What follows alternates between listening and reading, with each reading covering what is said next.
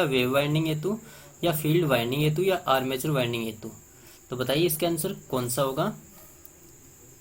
तो दोस्तों इसका राइट आंसर हो जाएगा बी, मतलब वेव वाइंडिंग हेतु। यानी डीसी मशीन में ए का मान वेव वाइंडिंग हेतु हमेशा 2 होता है, क्योंकि वेव वाइंडिंग में सभी चालक को 2 भागों में विभाजित किया जाता है या बांटा जाता है, उन्हें श्रेणी क्रम में जोड़ देते हैं। नेक्स्ट हमारा क्वेश्चन है दोस्तों 2 नंबर, इसका आंसर बताइए क्या होगा। अब बात आती है सेपरेटली एक्साइटेड एवं सेल्फ एक्साइटेड, ये किस प्रकार की मशीन के प्रकार होते हैं। ये डीसी मशीन या जिसको हम तुल्यकालिक मशीन बोलते हैं वो, या प्रेरण मशीन जिसको इंडक्शन मशीन बोला जाता है इंग्लिश में, या इनमें से कोई नहीं। कौन सा आंसर होगा राइट, फटाफट टाइप करके बताइए। सेपरेटली एक्साइटेड एवं सेल्फ एक्साइटेड ये किस प्रकार की मशीन के प्रकार होते हैं। तो दोस्तों इसका राइट आंसर हो जाएगा ए, मतलब ये डीसी मशीनें होती है, ये आपको ध्यान रखना है। नेक्स्ट हमारा क्वेश्चन आता है 3 नंबर, इसका आंसर बताइए क्या होगा। ये भी इंपॉर्टेंट क्वेश्चन है, काफी बार एग्जाम से पूछा गया है। डीसी सर्वो मोटर का प्रयोग कहाँ होता है, पूर्णतः डीसी कंट्रोल सिस्टम में या पूर्णतः एसी कंट्रोल सिस्टम में, या दोनों एसी एवं डीसी कंट्रोल सिस्टम में, या इनमें से कोई नहीं। डीसी सर्वो मोटर का प्रयोग कहाँ पे होता है दोस्तों। तो इसका राइट आंसर हो जाएगा पूर्णतः डीसी कंट्रोल सिस्टम में इसका उपयोग किया जाता है, और एसी सर्वो मोटर का प्रयोग पूर्णतः एसी कंट्रोल सिस्टम में ही होता है। मतलब नाम से ही पता चल जाएगा आपको, अगर इस टाइप से कोई भी क्वेश्चन पूछा जाएगा तो। नेक्स्ट हमारा क्वेश्चन है असंतृप्त डीसी मशीन की जो आर्मेचर प्रतिक्रिया है वो क्या होती है, क्रॉस मैग्नेटाइजिंग होती है या डिमेग्नेटाइजिंग होती है या मैग्नेटाइजिंग, या उपरोक्त में से कोई नहीं। असंतृप्त डीसी मशीन की जो आर्मेचर की प्रतिक्रिया है उसके बारे में पूछा गया है, तो ये होती है क्रॉस मैग्नेटाइजिंग, यानी क्रॉस क्षेत्रफल उसमें मैग्नेटाइजिंग उत्पन्न होता है, मतलब मैग्नेटिज्म जिसको चुंबकत्व बोला जाता है वो क्रॉस प्रकार का होगा। नेक्स्ट हमारा क्वेश्चन है दोस्तों 5 नंबर, इसका आंसर बताइए क्या होगा। अब बात आती है डीसी शंट जनरेटर में अवशिष्ट चुंबकत्व को, यानी जो बचा हुआ जो चुंबकत्व होता है तो उसको पुनः प्राप्त किया जा सकता है। कैसे किया जा सकता है, शंट क्षेत्र की शंट जो क्षेत्र होता है उसको बैटरी से जोड़कर, या जनरेटर होता है उसको कुछ समय लोड रहित दशा में चलाकर, या शंट क्षेत्र को ग्राउंड करके, या शंट जो जनरेटर होता है उसकी घूमने की दिशा को विपरीत करके, मतलब उल्टा करके। कैसे हम अवशिष्ट चुंबकत्व होता है उसको पुनः प्राप्त कर सकते हैं दोस्तों। ये भी काफी इंपॉर्टेंट क्वेश्चन है, कई बार एग्जाम से पूछा गया है ये। आंसर बताइए अगर किसी को भी पता है तो दोस्तों इसका राइट आंसर हो जाएगा ए, शंट क्षेत्र को बैटरी से जोड़कर, मतलब उसको छोटी सी सप्लाई दी जाती है डीसी। नेक्स्ट हमारा क्वेश्चन है 6 नंबर, इसका आंसर बताइए क्या होगा। अब बात आती है लेप कुंडलन में ब्रूसों की संख्या सदैव पोल की संख्या से क्या होती है, दोगुनी होती है, समान होती है, आधी होती है, इनमें से कोई नहीं। तो बताइए इसका कौन सा राइट आंसर होगा। तो दोस्तों इसका राइट आंसर हो जाएगा बी, हमेशा समान होती है लेप वाइंडिंग में। एक लेप होता है एक वेव होता है, यानी लेप कुंडलन या लेप वाइंडिंग में पुरुषों की संख्या सदैव पोलों की संख्या के समान होती है, क्योंकि लेप कुंडलन में समांतर परिपथों की जो संख्या होती है, मतलब जिसको ये बोलते हैं, वो ध्रुवों की संख्या मतलब पी के बराबर में होगी, ए बराबर में पी मान सकते हो आप इसे। नेक्स्ट हमारा क्वेश्चन है 7 नंबर, इसका आंसर बताइए क्या होगा। अब बात आती है भार रहित, मतलब लोड के बिना डीसी मशीन में चुंबकीय उदासीन अक्ष होता है। तो इसका राइट आंसर बताइए, ज्यामितीय उदासीन अक्ष से दूर गति की दिशा में खिसकता है, या गति की दिशा के विपरीत ज्यामितीय उदासीन अक्ष से दूर खिसकता है, या जो ज्यामितीय उदासीन अक्ष होता है उसके संपाती होता है, या इनमें से कोई नहीं। इसका आंसर बताइए अगर किसी को भी पता है तो दोस्तों इसका राइट आंसर हो जाएगा सी, ज्यामितीय उदासीन अक्ष के संपाती होता है, मतलब भार रहित दिष्ट धारा मशीन डीसी मशीन में चुंबकीय उदासीन अक्ष जिसको MNA बोला जाता है,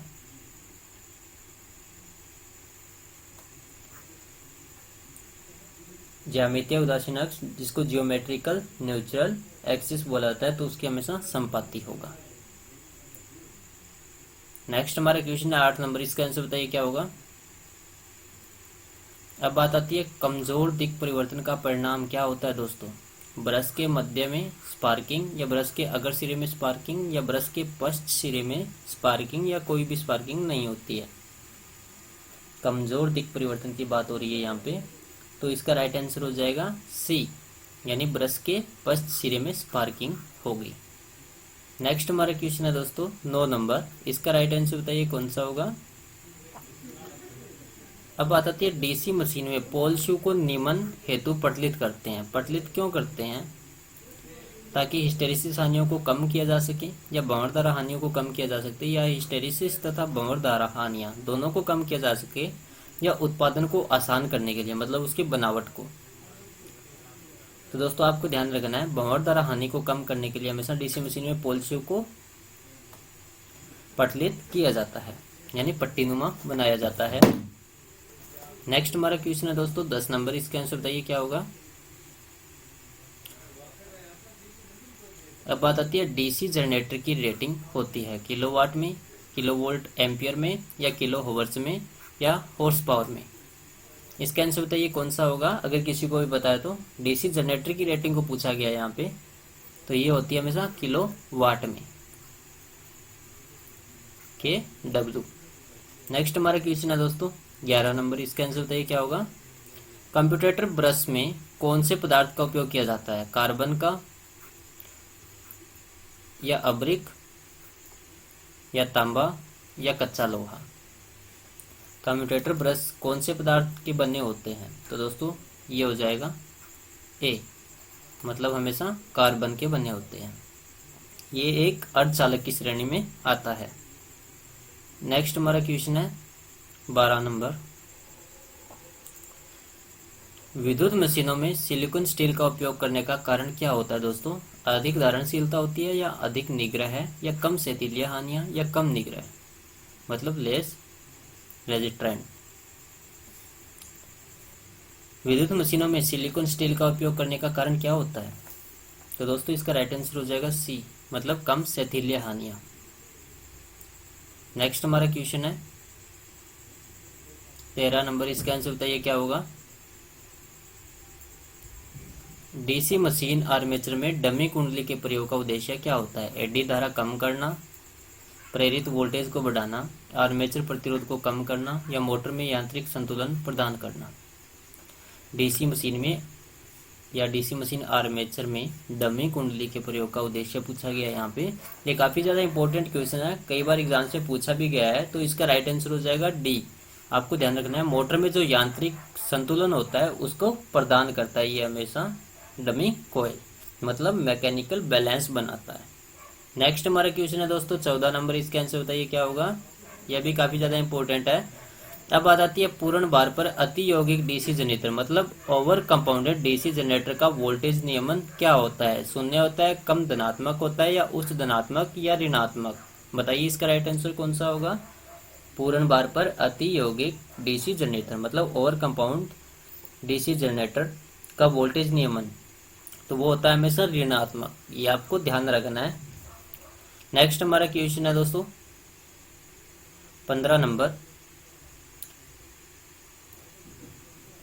अब बात आती है इंटरपोल्स मशीन में होते हैं बड़ी संख्या में ध्रुव, कम संख्या में ध्रुव, छोटे व्यास वाले, या लंबे कोर के, मतलब समुन्नत ध्रुव जिसको इंटरपोल्स बोला जाता है इंग्लिश में।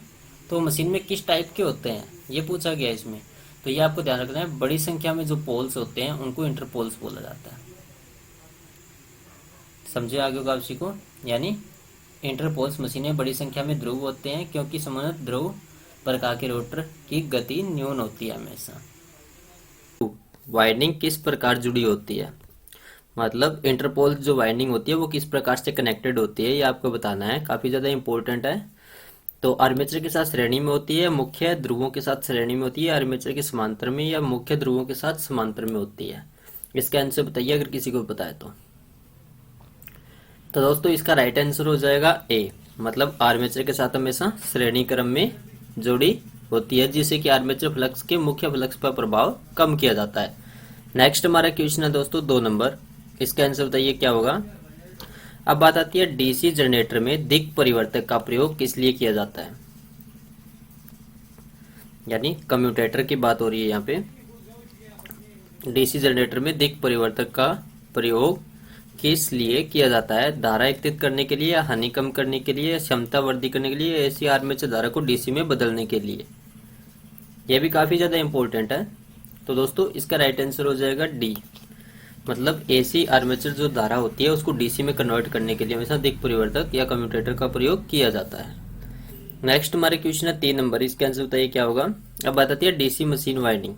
तो पूर्ण पिच होती है, कम पिच की होती है, या ए और बी दोनों, मतलब पूर्ण पिच और कम पिच दोनों की हो सकती है, इनमें से कोई नहीं। मोस्ट इंपोर्टेंट क्वेश्चन है, काफी बार एग्जाम से पूछा गया है। डीसी मशीन वाइंडिंग की बात हो रही है यहाँ पे।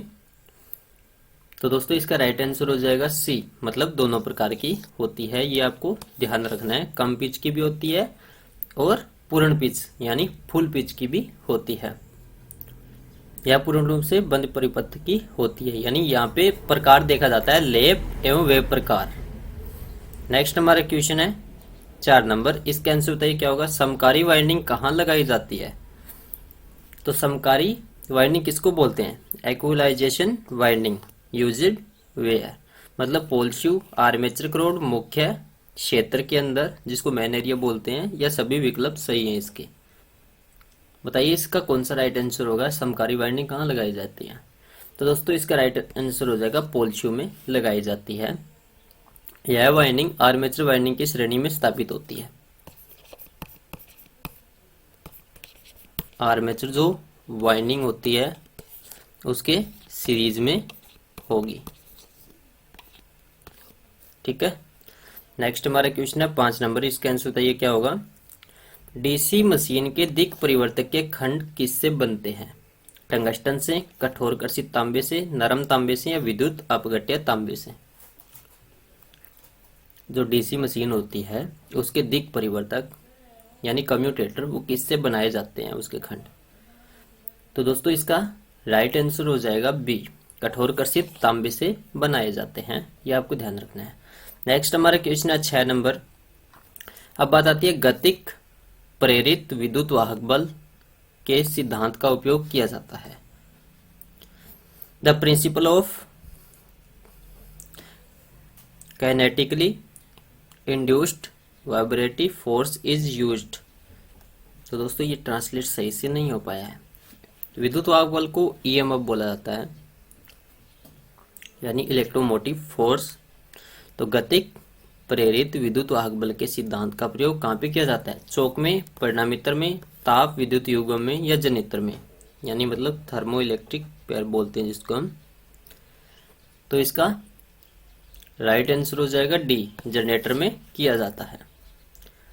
नेक्स्ट हमारा क्वेश्चन है 7 नंबर। अब बात आती है अंतर ध्रुव द्वारा उत्पादित ईएमएफ समानुपाती होता है। जो इंटरपोल्स होते हैं उनके द्वारा जो उत्पन्न होता है ईएमएफ मतलब विद्युत वाहक बल, वो किसके समानुपाती होता है, क्षेत्र धारा के, आर्मेचर धारा के, आर्मेचर वोल्टा के, या इनमें से कोई नहीं। समानुपाती का मतलब है जो इंटरपोल्स के द्वारा पैदा हुआ ईएमएफ घटेगा तो वो सामने वाली चीज भी घटेगी, ये बढ़ेगा तो वो भी बढ़ेगा। तो किसके समानुपात में होता है। तो दोस्तों इसका राइट आंसर हो जाएगा बी, आर्मेचर धारा की। मतलब आर्मेचर धारा बढ़ेगी तो जो उत्पादित होने वाला ईएमएफ है वो भी बढ़ेगा, अगर आर्मेचर धारा घटेगी तो ये भी घटेगा। मतलब हमेशा विपरीत नहीं होते हैं, इसके समान अनुपात में होते हैं। तो इसका हम ऐसे भी लिख सकते हैं ईएमएफ समान अनुपाती आई ए मतलब आर्मेचर की धारा। नेक्स्ट हमारा क्वेश्चन है दोस्तों, डीसी मशीन का आर्मेचर किससे बना होता है, मृदु इस्पात, सिलिकॉन स्टील, स्टेनलेस स्टील, या कच्चे लोहे से। जो डीसी मशीन होती है उसका आर्मेचर किससे बना होता है। तो दोस्तों सिंपल सा क्वेश्चन है,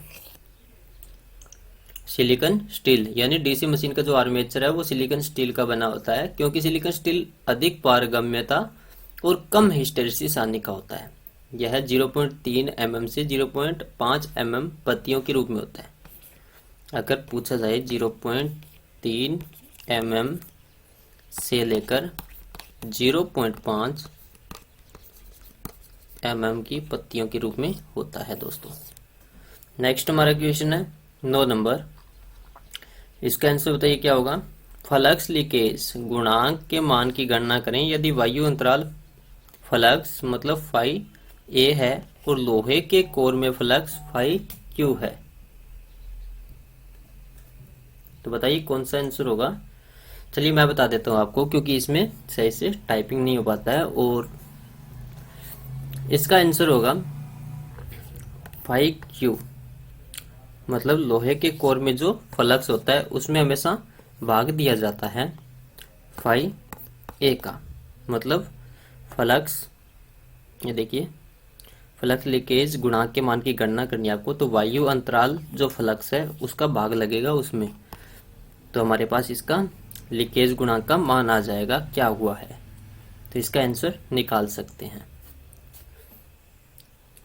नेक्स्ट हमारे क्वेश्चन है दोस्तों 10 नंबर। इसका आंसर बताइए क्या होगा। अब बात आती है अधिकतम क्षमता तब उत्पन्न होगी जब कॉपर हानि और लोहा हानि इकाई होगी या शून्य होगी,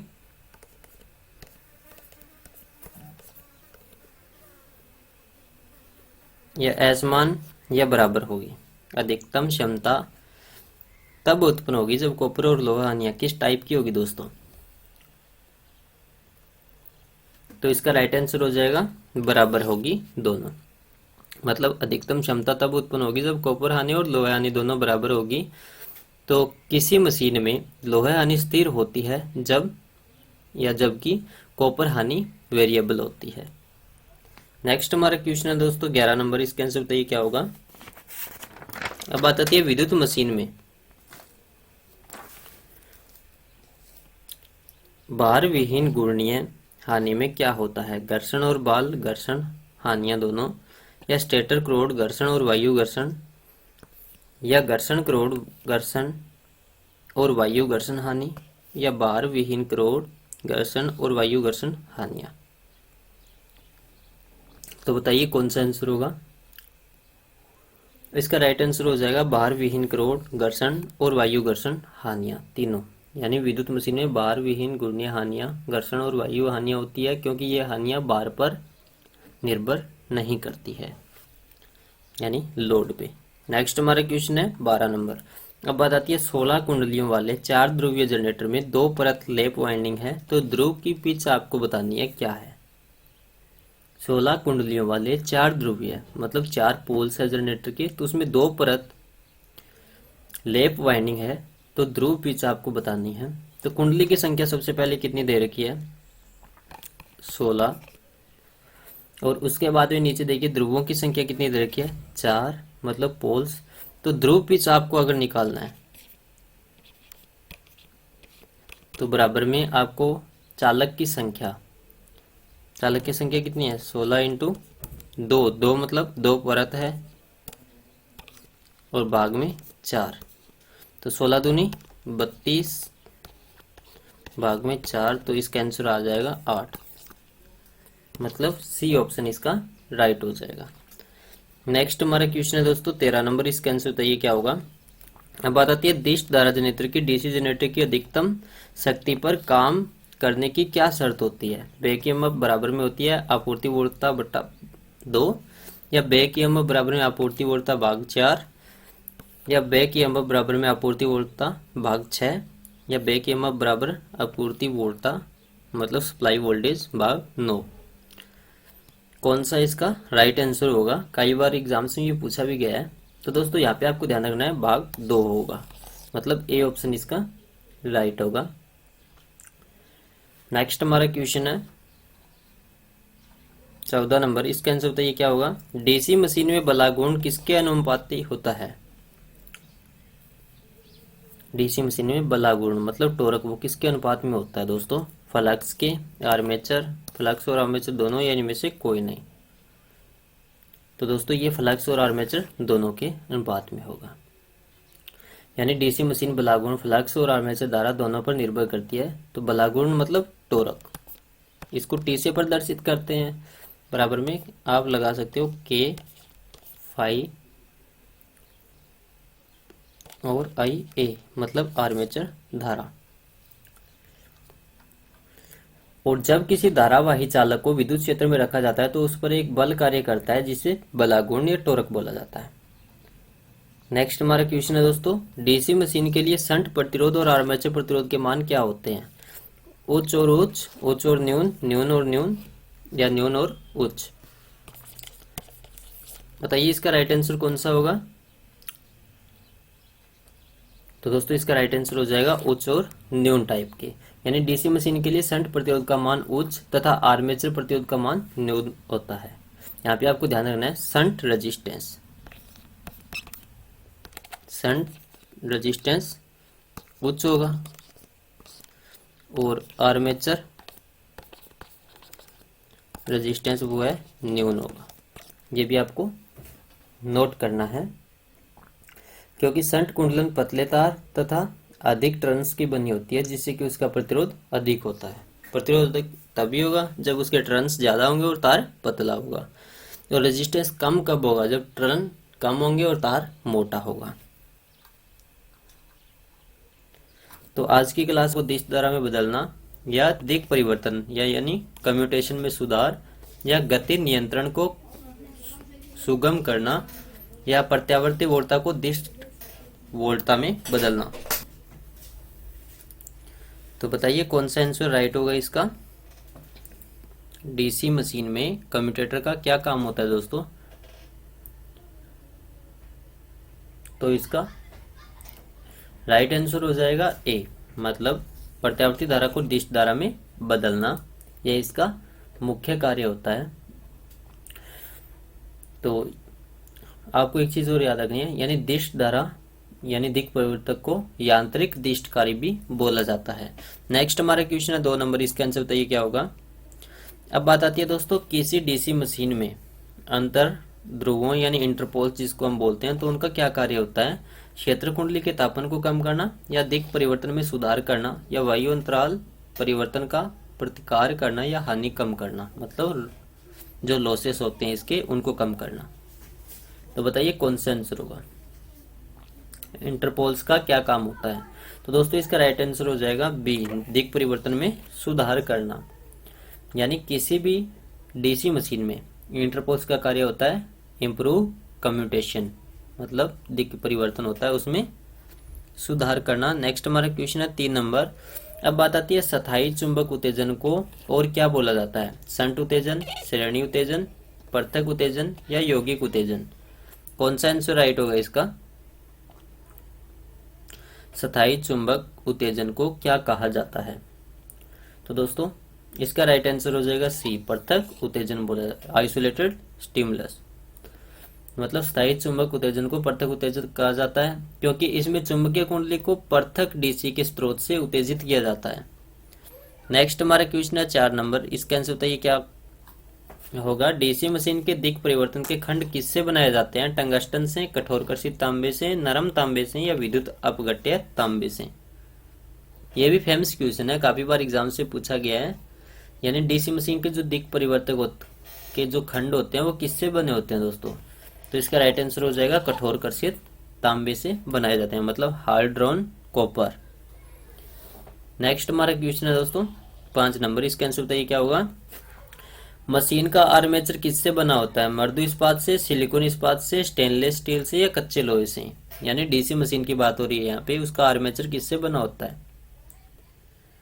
तो दोस्तों इसका राइट आंसर हो जाएगा बी, सिलिकॉन इस्पात से बना होता है। यानी डीसी मशीन का जो आर्मेचर है वो सिलिकॉन स्टील का बना होता है, क्योंकि सिलिकॉन स्टील अधिक पारगम्य और कम हिस्टैरिसीस हानि वाला होता है। नेक्स्ट हमारा क्वेश्चन है 6 नंबर, इसका आंसर बताइए क्या होगा?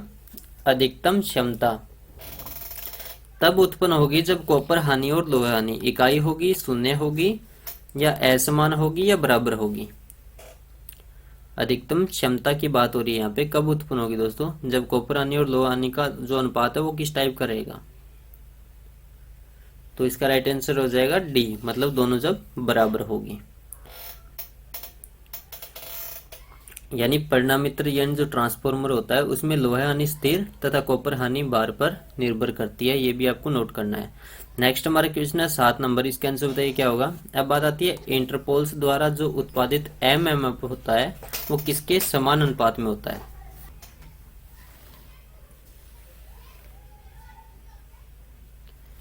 क्षेत्र धारा का, आर्मेचर धारा का, आर्मेचर वोल्टता का, या क्षेत्र धारा का। ये तो सेम हो गए ए एंड डी। तो बताइए कौन सा आंसर होगा। अंतर ध्रुव द्वारा उत्पादित एमएमएफ होता है वो किसके समानुपात में होता है दोस्तों। इसका राइट आंसर हो जाएगा आर्मेचर धारा का, बी ऑप्शन राइट।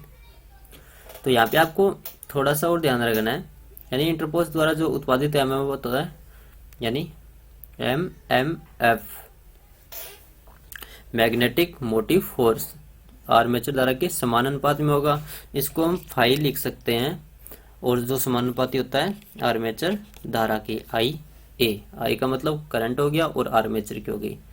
यहाँ चुंबकीय फ्लक्स या फ्लक्स पर पोल फाई में होता है। नेक्स्ट हमारा क्वेश्चन है 8 नंबर, इसका आंसर बताइए क्या होगा। अब बात आती है इंटरपोल्स वाइंडिंग किस में जुड़ी होती है। आर्मेचर के साथ श्रेणी में, मुख्य ध्रुवों के साथ श्रेणी में, आर्मेचर के साथ समांतर में, या मुख्य ध्रुवों के साथ समांतर में जुड़ी होती है। इंटरपोल्स वाइंडिंग किस में जुड़ी होती है दोस्तों।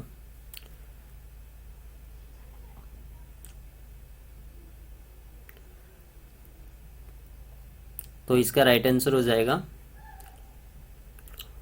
ए, आर्मेचर के साथ हमेशा श्रेणी में जोड़ी जाती है, जिससे कि आर्मेचर फ्लक्स द्वारा जो मुख्य फ्लक्स पर पड़ने वाला प्रभाव है उसको कम किया जा सके। नेक्स्ट हमारा क्वेश्चन है 9 नंबर, इसका आंसर बताइए क्या होगा। अब बात आती है पथ यांत्रिक क्षय का योग क्या होता है। लोहे और यांत्रिक हानि, तांबे और लोहे की हानियां, तांबे और यांत्रिक की हानियां, और इनमें से कोई नहीं। कौन सा आंसर होगा इसका राइट। तो इसका राइट आंसर हो जाएगा ए, लोहे और यांत्रिक हानियां। यानी इसको बोलते हैं स्ट्रे लॉसेस। जो पथ यांत्रिक क्षय होता है इसको इंग्लिश में स्ट्रे लॉसेस बोलते हैं। लोहे और यांत्रिक क्षय का योग होता है ये। लोहे हानि को स्थिर हानि तथा स्थिर हानि के साथ यांत्रिक हानि वोल्टों पर हानि का जो संयोग कर देने पर इसे पथ यांत्रिक बोल दिया जाता है। नेक्स्ट हमारा क्वेश्चन है 10 नंबर, इसका आंसर बताइए क्या होगा। अब बात आती है दो 500 किलोवाट डीसी मशीनों का परीक्षण हॉपकिंसन परीक्षण विधि से किया गया है, तो शक्ति आगत यानी इनपुट कितना होगा दोस्तों। 500 किलोवाट, 100 किलोवाट, 1000 किलोवाट, या इनमें से कोई नहीं। तो इसका आंसर बताइए कौन सा होगा। इसका आंसर हो जाएगा बी, मतलब 100 किलोवाट। कैसे होगा थोड़ा ध्यान से सुन लीजिए पहले तो। यानी दो 500 किलोवाट डीसी मशीनों का परीक्षण हॉपकिंसन परीक्षण विधि से किया गया है, तब इनका इनपुट शक्ति रेटेड शक्ति पावर का लगभग 20% होता है। क्या होता है हमेशा 20% होता है इनपुट शक्ति, जो कि रेटेड पावर होती है उससे। समझे आगे होगा आप सीख। और प्रयुक्त दो मशीन में प्रत्येक में 10% का शेयर होता है, यानी 10% की हानि होगी तभी तो 20% हुआ यानी। और अब बात आती है रेटिंग पावर। तो रेटिंग पावर हमें कितनी दे रखी है 500 किलोवाट। तो 500 किलोवाट रेटिंग दे दी हमें, 20% निकाल दो इसमें से, 2 0 से 2 0 काटा 100, तो ये इसका क्या आ गया 100 किलोवाट शक्ति आगत, यानी इनपुट कितना होगा। इनपुट के बारे में पूछा गया है, यानी लगभग कितना परसेंट होता है। मैंने आपको क्या बताया था 20% होता है। तो हमारे पास टोटल कितना है इसका पावर 500 किलोवाट, तो इसका 20% निकाल के आंसर निकाल देंगे। 100 किलोवाट इसकी इनपुट पावर होगी रेटिंग पावर से। नेक्स्ट हमारा क्वेश्चन है एक डिस्ट या डीसी मशीन की दक्षता को निर्धारित करने वाला जो ब्रेक टेस्ट होता है उसको क्या बोलते हैं। इनडायरेक्ट मेथड, या रीजेनरेटिव मेथड, या ए डायरेक्ट मेथड, या नन ऑफ दिस। बताइए कौन सा आंसर होगा। तो इसका राइट आंसर हो जाएगा ए प्रत्यक्ष विधि, मतलब एन इनडायरेक्ट मेथड होता है ये एक। यानी डीसी मशीन की जो दक्षता होती है उसको निर्धारित करने वाला ब्रेक टेस्ट एक अप्रत्यक्ष विधि है, जिसके द्वारा बिना लोड को लगाए ही लोड पर होने वाले क्षय को ज्ञात किया जा सकता है। मतलब हमें लोड को लगा के नहीं देखना होता, ऐसे ही हम इस मेथड से ज्ञात कर सकते हैं उसकी हानियों को। नेक्स्ट हमारा क्वेश्चन है दोस्तों, इंटरपोल्स का प्रयोग खालिस्तान में होता है लैप वाउंड मशीन में, वेव वाउंड मशीन में, या दोनों, मतलब लैप और वेव दोनों में। या इनमें से कोई नहीं। कौन सा आंसर इसका राइट होगा। इंटरपोल्स के प्रयोग के बारे में यहाँ पे पूछा गया है, तो कहाँ पे होता है दोस्तों, इसका आंसर हो जाएगा लेप और वेव दोनों में। सी ऑप्शन इसका राइट हो जाएगा। और इसका प्रयोग आर्मेचर प्रतिक्रिया को कम करने और जो स्पार्क रहित कम्यूटेशन होता है उसके लिए किया जाता है। नेक्स्ट हमारा क्वेश्चन है दोस्तों 13 नंबर, इसका आंसर बताइए क्या होगा। अब बात आती है डीसी मोटर में आर्मेचर प्रतिक्रिया एमएमएफ मैग्नेटोमोटिव फोर्स क्या होता है दोस्तों। आर्मेचर के संबंध में स्थिर रहता है, या स्टेटर के संबंध में घूर्णित प्रकार का होगा, या स्टेटर के संबंध में स्थित प्रकार का होगा, या ब्रूस के संबंध में घूर्णित प्रकार का होगा।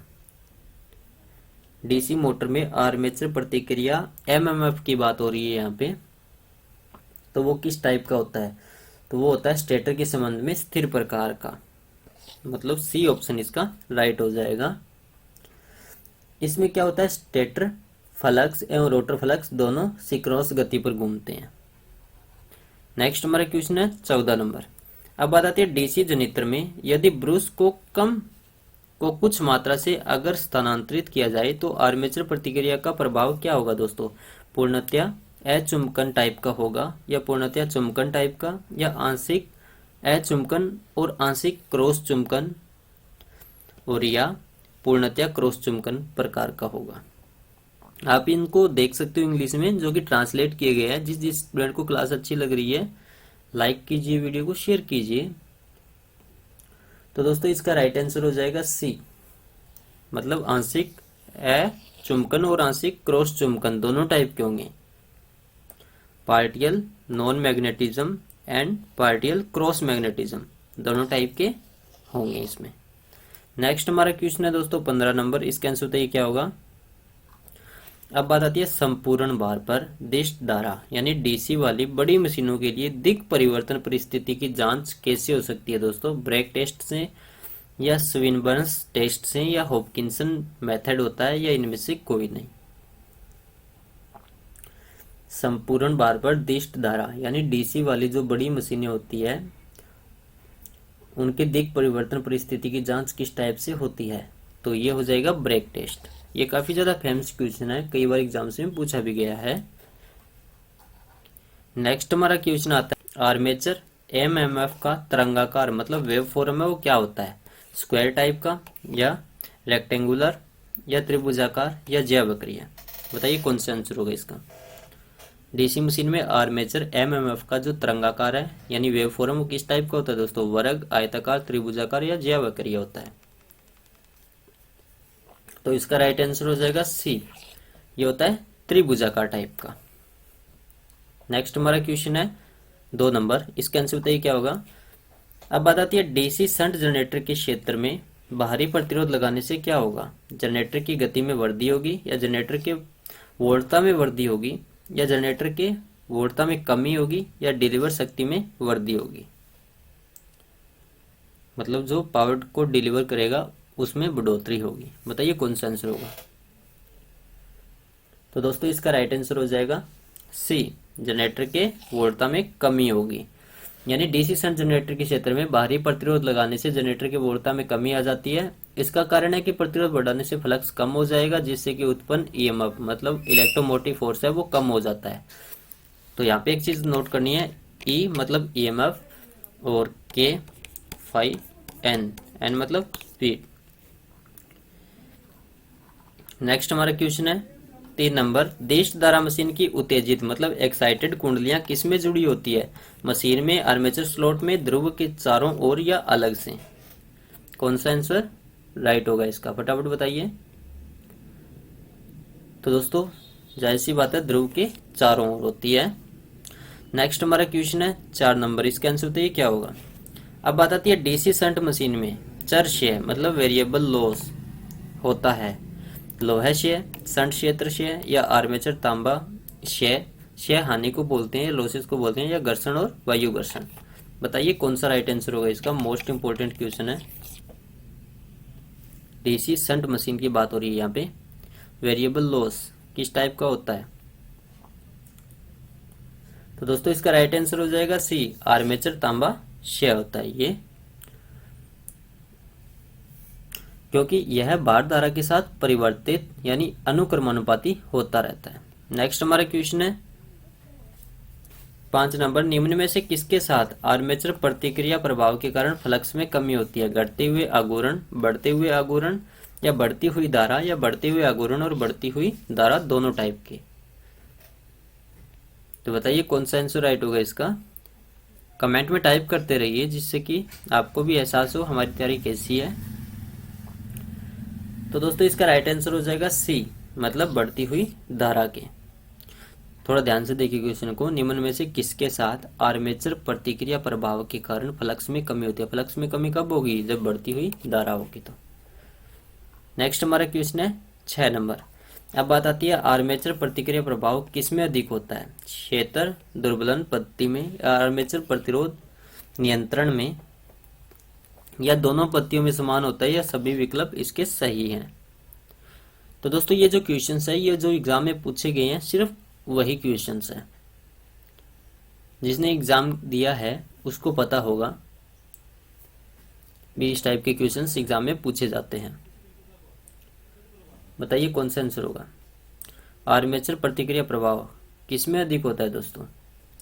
इसका राइट आंसर हो जाएगा क्षेत्र दुर्बलन पद्धति में, मतलब फील्ड डिल्यूशन मेथड में। यहाँ पे आर्मेचर रिएक्शन प्रभाव डीसी मशीन में 2 प्रकार से होता है। एक होता है डी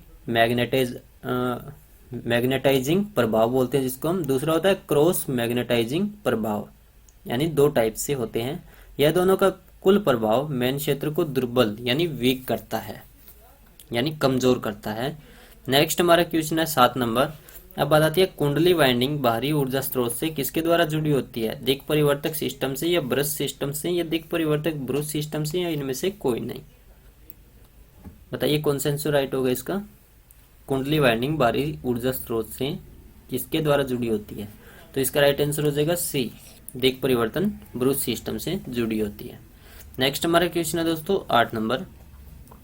अब बात आती है डीसी जनरेटर में तरंग वाइंडिंग का इस्तेमाल किस प्रकार की मशीनों में किया जाता है? उच्च वोल्टेज न्यून धारा वाली में, या उच्च धारा न्यून वोल्टेज वाली में, या उच्च वोल्टेज उच्च धारा वाली में, या न्यून वोल्टेज न्यून धारा वाली में। यह भी काफी ज्यादा फेमस क्वेश्चन है, कई बार एग्जाम से पूछा गया है। तो बताइए इसका राइट आंसर कौन सा होगा।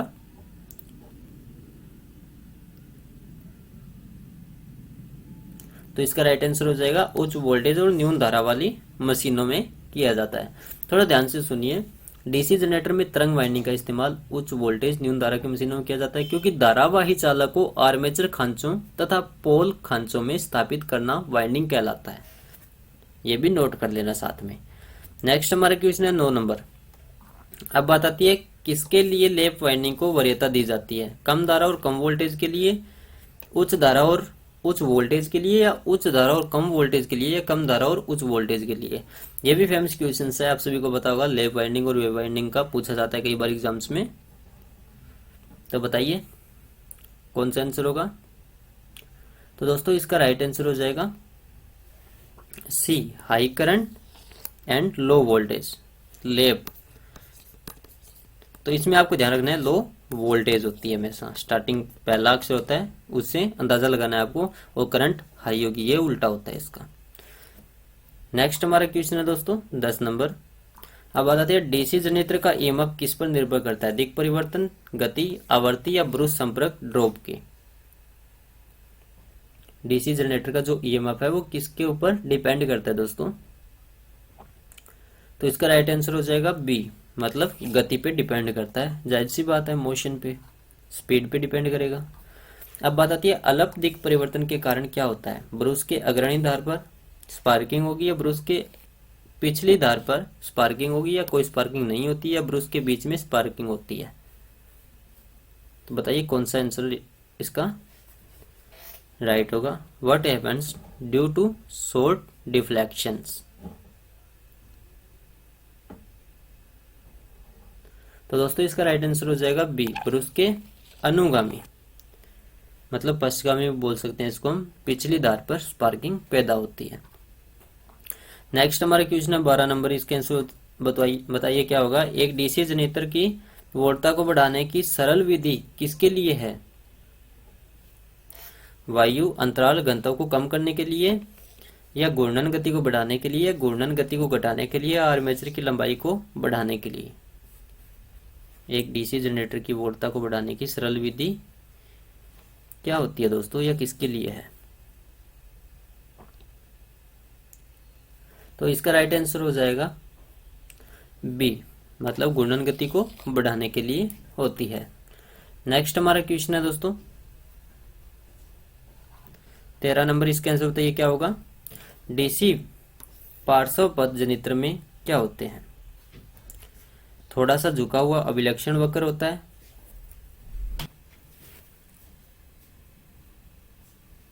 या उल्लेखनीय बढ़ते हुए लक्षण, या स्थिर वोल्टता लक्षण, या उल्लेखनीय घटते हुए लक्षण। डीसी पार्श्व पथ जनित्र में क्या होते हैं दोस्तों? तो इसका आपको ध्यान रखना है, थोड़ा सा झुका हुआ अभिलक्षण वक्र होता है इसका, यानी ध्रुव के सैचुरेशन के बाद जो उत्पन्न होने वाला ईएमएफ होता है, इलेक्ट्रोमोटिव फोर्स, तो उसका मान थोड़ा सा झुका अभिवक्र प्रदर्शित करेगा। और डीसी शंट जनरेटर में फ्लक्स का मान स्थिर होता है, यह भी आपको ध्यान रखना है, फ्लक्स का मान क्या होगा? स्थिर। नेक्स्ट हमारा क्वेश्चन है 14 नंबर, इसका आंसर बताइए क्या होगा। डीसी मशीन में आर्मेचर एमएमएफ का जो तरंगाकार होता है वो किस टाइप का होता है? वर्ग, आयताकार, त्रिभुजाकार या ज्यावक्रीय? आर्मेचर एमएमएफ की बात हो रही है यहाँ पे, तो इसका राइट आंसर हो जाएगा त्रिभुजाकार होगा, ये भी ट्रायंगुलर, क्योंकि ब्रुश अक्ष पर क्या होता है, फ्लक्स शीर्ष ऊपर उड़ जाता है और क्रमिक रूप से घटकर पोल ध्रुव पर निम्न हो जाता है। नेक्स्ट हमारा क्वेश्चन है 15 नंबर। अब बात आती है डीसी मशीन में दिक् परिवर्तक खालिस्तान की तरह व्यवहार करता है। पूर्ण तरंग दिष्टकारी या अर्ध तरंग दिष्टकारी, दिष्टकारी रेक्टिफायर को बोला जाता है, या नियंत्रित पूर्ण तरंग रेक्टिफायर या दिष्टकारी बोल सकते हैं, या नियंत्रित अर्ध तरंग दिष्टकारी। कौन सा आंसर इसका राइट होगा, फटाफट बताइए।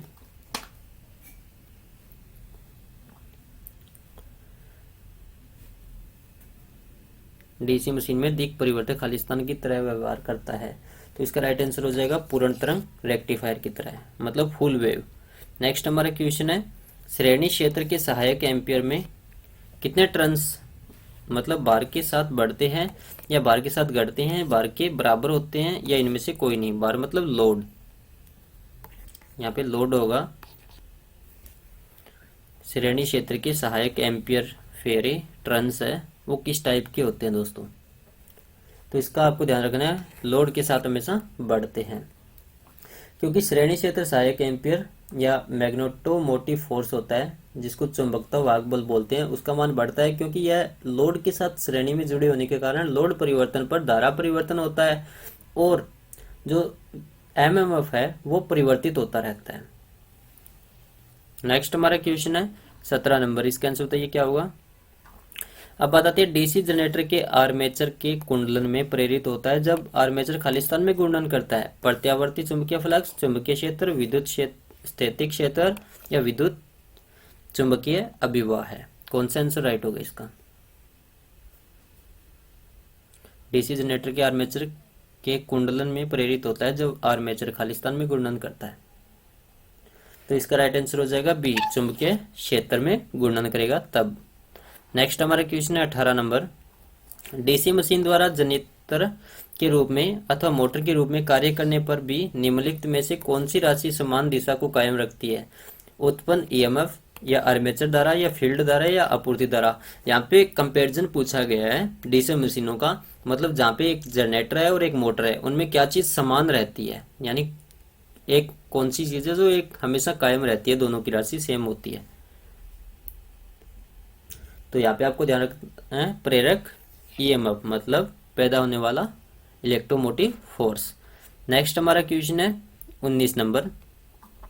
ईएमएफ निर्माण में आर्मेचर विद्युत परिपथ के कौन से हिस्से सक्रिय भाग लेते हैं? स्लॉट के भीतर की कुंडली की सतह, या प्रलंबन, या स्लॉट के भीतर की कुंडली की सतह और ओवरहैंग दोनों, या दिक् परिवर्तक खंड। बताइए कौन सा आंसर होगा इसका? इसका आंसर हो जाएगा ए, स्लॉट के भीतर की कुंडली की सतह। यानी ईएमएफ निर्माण में आर्मेचर विद्युत परिपथ का स्लॉट के भीतर की कुंडली की तरह या सतह सक्रिय रूप से भाग लेते हैं, क्योंकि ध्रुव फ्लक्स को आर्मेचर स्लॉट के भीतर वाली कुंडली द्वारा ही काटा जाता है। यह आपको नोट करना है। क्या किया जाता है? क्योंकि ध्रुव फ्लक्स होता है उसको आर्मेचर स्लॉट के भीतर वाली, मतलब जो अंदर वाले कुंडली द्वारा ही काटा जाता है। नेक्स्ट हमारा क्वेश्चन है डीसी शंट जनरेटर। ये भी इंपॉर्टेंट है, फेमस क्वेश्चन है, इसको रट लेना। डीसी शंट जनरेटर स्वयं उत्तेजित होता है, श्रेणी उत्तेजित या शंट उत्तेजित या पृथक उत्तेजित? बताइए कौन सा आंसर होगा। यानी एग्जाम में इसी टाइप से क्वेश्चंस पूछे जाते हैं, तो यहाँ पे आपको ध्यान रखना है स्वतः उत्तेजित होता है। यानी डीसी शंट जनरेटर एक स्वयं उत्तेजित जनरेटर होता है। इसके फील्ड कुंडलन को बाहरी उत्तेजित ऊर्जा स्रोत की आवश्यकता नहीं होती है। यह स्वतः द्वारा, मतलब खुद अपने आप उत्पन्न विद्युत धारा द्वारा उत्तेजित होती रहती है। नेक्स्ट हमारा क्वेश्चन है 21 नंबर। अब बताते हैं डीसी मशीन के ब्रूसों को भौतिक रूप से स्थापित करना चाहिए। ध्रुवीय अक्ष में आर्मेचर पर, अंतर ध्रुवीय अक्ष में आर्मेचर पर, या ध्रुवीय अक्ष में दिक् परिवर्तन पर, या अंतर ध्रुवीय अक्ष में दिक् परिवर्तक पर? बताइए कौन सा आंसर होगा। तो इसका राइट आंसर हो जाएगा बी, अंतर ध्रुवीय अक्ष में आर्मेचर पर। नेक्स्ट हमारा क्वेश्चन है दोस्तों 22 नंबर। अब बात आती है किस प्रकार का ईएमएफ प्रत्यावर्ती धारा या दिश धारा जनरेटर में प्रेरित होता है? स्थिर टाइप का, गतिशील, या दोनों स्थिर और गतिशील, या इनमें से कोई नहीं? बताइए इसका राइट आंसर कौन सा होगा। मोस्ट इंपोर्टेंट है, रट लेना इसको। तो यहाँ पे आपको ध्यान रखना है गतिशील टाइप का।